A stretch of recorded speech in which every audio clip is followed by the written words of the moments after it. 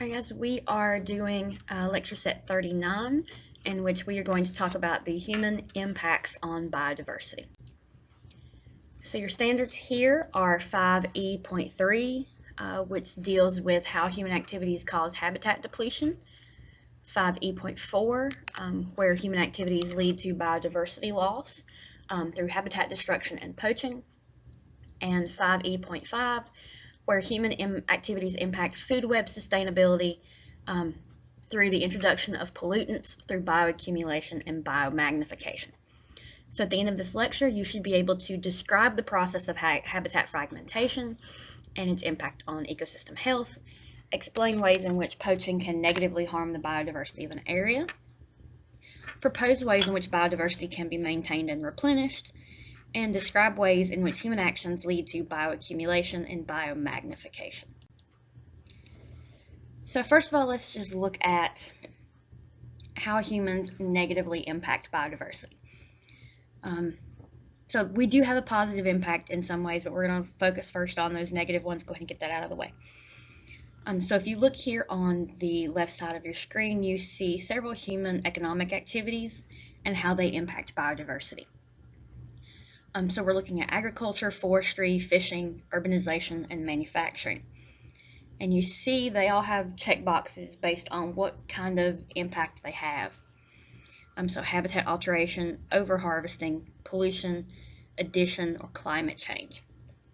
When we're looking at this addition category, we're looking at how that particular process adds something new to the ecosystem that wasn't there. So this can account for materials such as pesticides, fertilizer compounds, or heavy metals. In particular, the pesticides such as DDT and heavy metals that are released from agriculture and released from urbanization and some of the manufacturing process, those will lead to the process of bioaccumulation and biomagnification in organisms, because DDT in particular is something that's very fat soluble, and also those heavy metals as well, so mercury, arsenic, all of those are going to be really fat soluble and can be picked up by organisms, stored in their fat cells, and accumulate there in a single organism. Then when a larger organism comes and eats that smaller organism, you start to get the biomagnification process, where the effect gets bigger as it moves up the food chain. If you look to the right side of your screen, you see some basic stats about how humans impact biodiversity. So for example, every minute of the day, 28 hectares of forest are lost, and large tracts of those are in the tropical rainforest in the Amazon. Half the world's wetlands have been lost in the past 100 years. 80% of our grassland are suffering from soil degradation, meaning the soil can no longer support the grasses that are there. And 20% of our dry lands are in danger of desertification. So there are three ways that humans impact ecosystems and biodiversity negatively. We're going to put them into three categories: habitat loss, endangerment and extinction, and climate change. So we're going to focus first on habitat loss.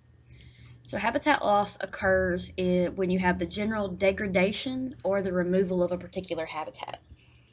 And there are a lot of ways that habitat loss occurs. And the two most common are deforestation, for the purposes of economic profit or for the development of agricultural or husbandry fields. And the second most common is urbanization, in which we clear land, modify it for the purposes of urban growth. The third way that habitat loss occurs is through this process called habitat fragmentation. And that occurs when areas of a larger habitat are broken into smaller and often disconnected pieces. So for example, if you look here at this diagram, you see a large habitat. You have the interior portion, and you have this edge habitat, which is exposed to the external area, external forces that may come in and impact that habitat. you see, looks like there's been a road built straight through the middle of it. So what you see is you reduce your internal habitat and you increase these edge areas that are now being impacted and affected by things that are going on outside the habitat. And what happens when we have habitat loss through habitat fragmentation, we get this thing called the edge effect. You increase the edges that are exposed to external interactions that can decrease the viability of that particular habitat. So the next thing we have is endangerment and extinction. So this occurs when human activities lead to the accelerated depletion of a species. So there are three basic steps to being considered extinct. The first one is to be listed as being threatened. So if you're a threatened species, that means that you are in danger of extinction in the near future, either completely extinct or in part of your habitat. The second step is to be listed as endangered.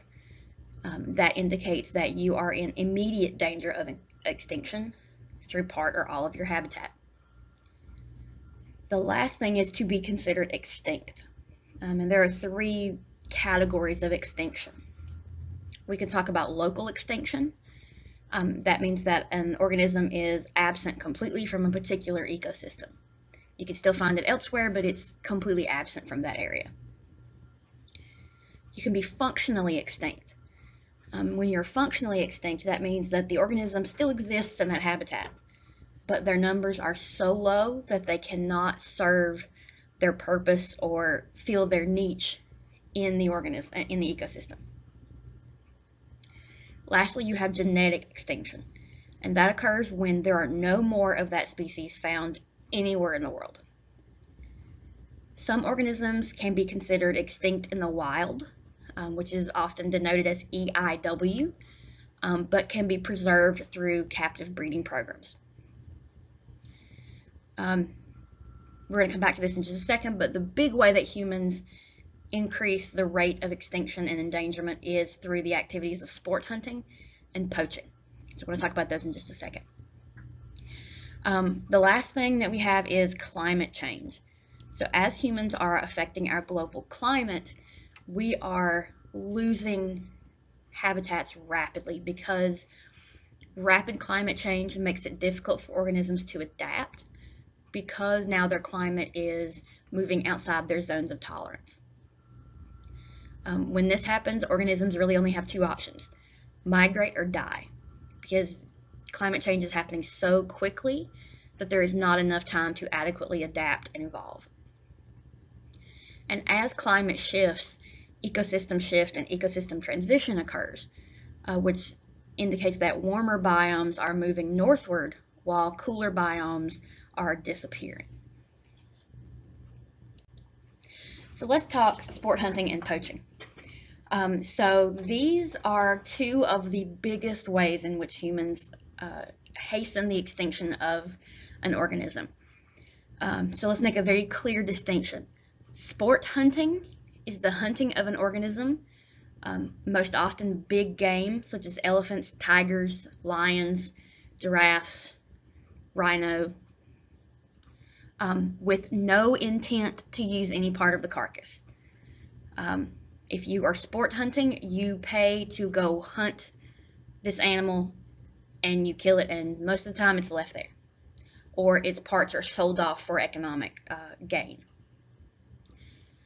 It's important to notice that most of the animals that are favored by sport hunters are actually considered endangered species, and a large portion of them are indigenous to Africa. Poaching, however, unfortunately, sport hunting is legal. Poaching is illegal. It's the illegal hunting of an organism for the purpose of using it for economic gain. So some common animals that are poached regularly, rhinos are poached for their horns, elephants are poached for the ivory in their tusks, and tigers are poached for their skin, their bones. Lots of different things end up being used with those organisms that are poached. So we've talked about the negative, let's talk about the positive. So humans do positively impact our biodiversity, and that's through a concentrated, conscious effort to do better. One of the first ways that we do this is through breeding programs. So breeding programs are set up in order to prevent the genetic extinction of an organism. The most common ones are what are called captive breeding programs, in which the organism is bred in captivity in a preserve or a zoo, in order to make sure that the breeding takes place and that the organism, the offspring especially, is protected when it is very vulnerable. So captive breeding is going to happen naturally or artificially, and is going to try to increase the number of organisms that are found on the planet. Unfortunately, captive breeding should be a last resort, not a first resort. This is because if you're breeding a very small population, you have a lot of inbreeding, and the likelihood of genetic mutations and susceptibility to illnesses drastically increases, which can actually lead to a decrease in biodiversity rather than an increase. So the other way that we positively impact our environment is through conservation projects, through preserves, reserves, and zoos. So preserves and reserves are there to maintain the organism in an area that is as close to their natural habitat as possible.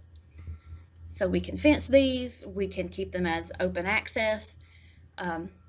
We try to keep it as close to their natural habitat as possible.